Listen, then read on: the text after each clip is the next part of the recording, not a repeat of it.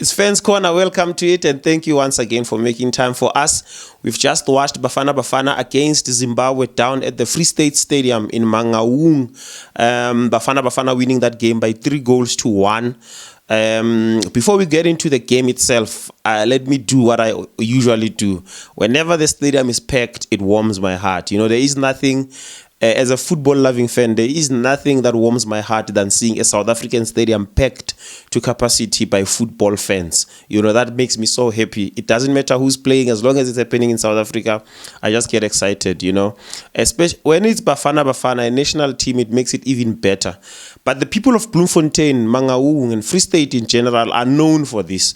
They are known for being die-hard fans of football. It doesn't matter who's playing, it doesn't matter who is winning, they just love football, you know. It's unfortunate though that there isn't a football team in Bloemfontein or in Free State that plays their game at the PSL level. It's unfortunate because we are denied such an amazing atmosphere down in Mangaung in particular. But it is what it is. I had no doubt that the stadium will be packed, and the atmosphere, again, electrifying.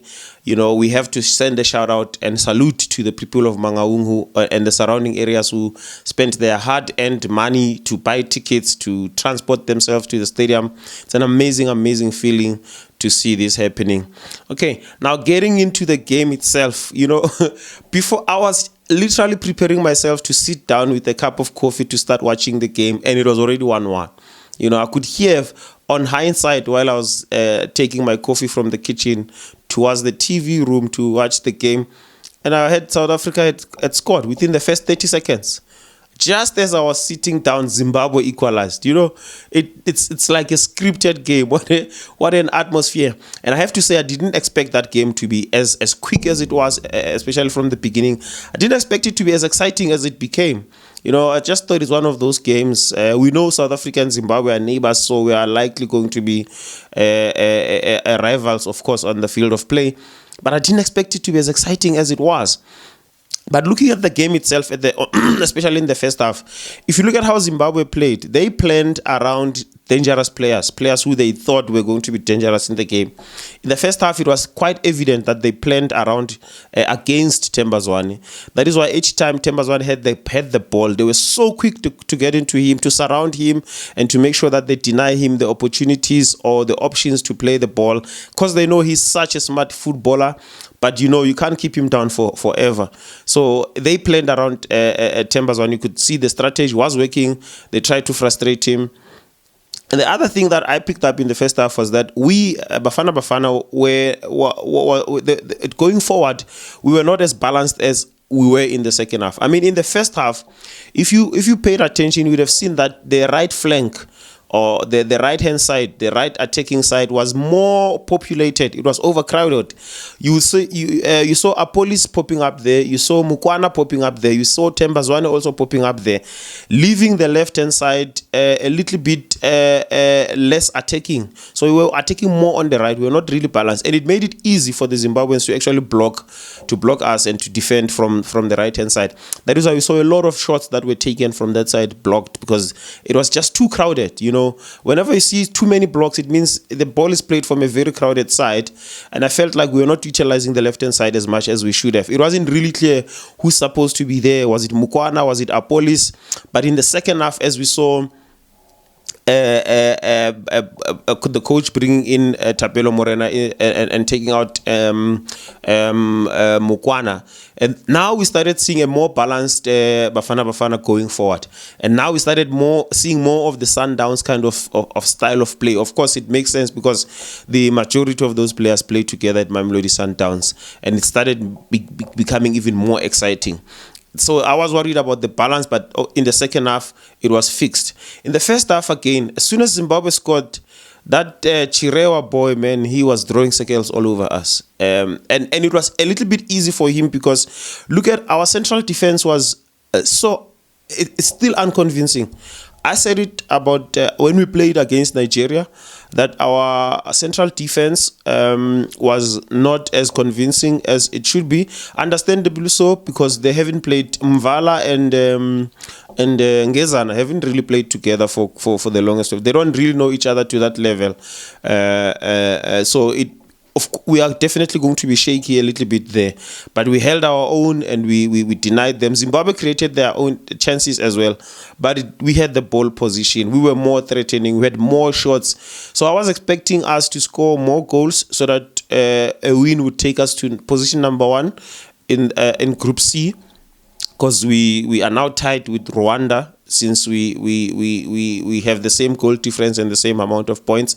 So I would have loved for us to score more goals, but it wasn't. Zimbabwe were not a pushover. I mean, it wasn't an easy game for us, and thankfully we won, because otherwise it was going to make it even more difficult for us to stand a chance in this group, with Rwanda winning, taking their tally to 7 points, and also Benin beating Nigeria to take their tally also to 7 points. We had to stand a chance, to be in with a chance. We had to win as well to be amongst the contenders of the group, because it's not as obvious as it is. We're almost halfway into the group stage, this group stage, because we are going to play 10 games out of the in the group. As there are 6 teams per group. So we have played 4 games now, and we are joint top of the group with Rwanda and Benin. We still have to play Rwanda here at home. You remember what they did to us back in Rwanda, and we still have to play Benin, and we still have to play everyone else, you know. So we stand a chance, because now we are joint top. It's a good position to find ourselves as Bafana Bafana. But in the second half, like I said, if you look, you started seeing a little bit more of Mamelodi Sundowns, and also Chirewa now was a little bit more invisible, because South Africa started opening up the game, playing on both flanks, the left and the right, and also the center, and also stretching that Zimbabwean defense, because in the first half that Zimbabwean defense played as a block, and it was easy for them to play as a block, because we're attacking mostly from one side. I know the goal came, our first goal, that mistake from the defense of Zimbabwe came from kind of from the left, or from the center of the field, but it was slightly skewed to the left, so you could say it came from the left, but it was a mistake. We didn't really create chances from the left, so it was a bit worrying in the first half. And as soon as Zimbabwe scored, that Chirewa boy was just, he was a nightmare. As soon as he scored, he was more confident, number one. He's capable, you could see that. And you could see that the defense was shaky. We were starting to shake. We were shaking as the central defense of Bafana there. And we are not playing to our strength. And the other thing that I think Zimbabwe did so well in both halves was that they anticipated the long passes. Every time most of the time when we try to play a long pass, finding the players finding each other through long passes, Zimbabwe would intercept, because they were so alert, they were so cautious, they were aware of this Bafana, and what they are capable of doing. I think that they did very well there, Zimbabwe, in intercepting those long passes. Bafana looked much better when they played short passes, which is the Sundowns way of playing anyway, and we've seen that so many times. So we saw a plan by the Zimbabwe working for them, but in the second half we just blew them away, man. Hats off to Tebogo Mokoena. That second assist, to Tapelo Morena, finding him, what more do you want from one of your central midfielders? You want that. You want those killer passes, similar to what Yaya Sitole did in the game against Nigeria. You want to see those kinds of assists, defense splitting passes, through balls that are unexpected.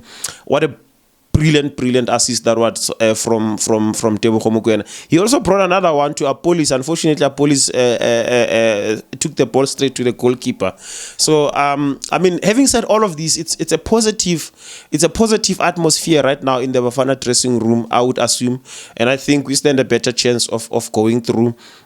Even looking at the other groups as well, you see that this group C is quite tight, and therefore we are likely going to see number 1 and number 2 proceeding to the next phase of the qualification games, because you'd remember that you have to win the game to be guaranteed a spot in the next round.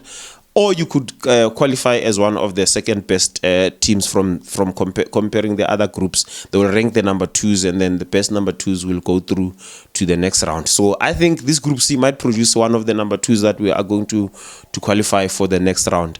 But hats off to Bafana, and hats off to the people on Bloemfontein, and hats off to you for making time to give us your ear and your ears here on Fans Corner. We appreciate it all the time.